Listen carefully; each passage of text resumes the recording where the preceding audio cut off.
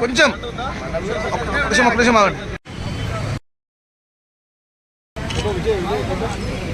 Right.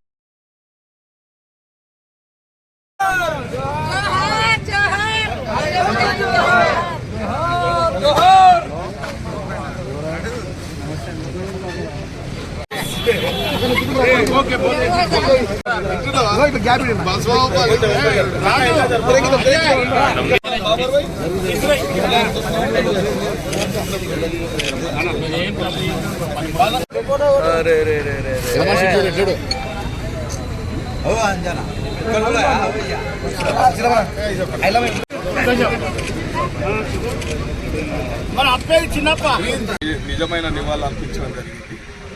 ఇవల్ల సాయుధ పోరాట యోధురాలు ఆయలమ్మ గారు సమాజ స్థాపన, స్వేచ్ఛగా సమానత్వంగా బతకాలని చెప్పి కూడా పీడిత వర్గాల యొక్క విముక్తి కొరకు పోరాటం చేసిన పోరాట యోధురాలు ఆయలమ్మ కాబట్టి ఇవాళ మన అందరికీ తెలుసు, ఒక నిరక్షరాస్యురాలు ఎంత పోరాటం చేసి సమాజంలో మార్పు చేయాలి, పెత్తందరతనాన్ని ఎదురు తిరిగి ఆ రోజు నడుము గట్టి ఇవాళ ఎన్నో పీడిత వర్గాలకు విముక్తినిచ్చిన ఆయలమ్మ గారు ఇవాళ ఆమె ఆశయాలను కూడా ప్రభుత్వాలు కానీ ప్రజలు కానీ ఇలా ముందుకు తీసుకుపోతూ ఉన్నారు. కాబట్టి ఇప్పుడున్న ప్రభుత్వం కూడా రేవంత్ రెడ్డి గారు దీనికి అధికారికంగా రేపు వర్ధంతి కూడా జయంతిగా జరపడానికి కూడా వారు అధికారికంగా ప్రకటించింది. కాబట్టి తప్పకుండా మనం గౌరవించాల్సిన బాధ్యత ఉంది. కాబట్టి ఆమె అందరి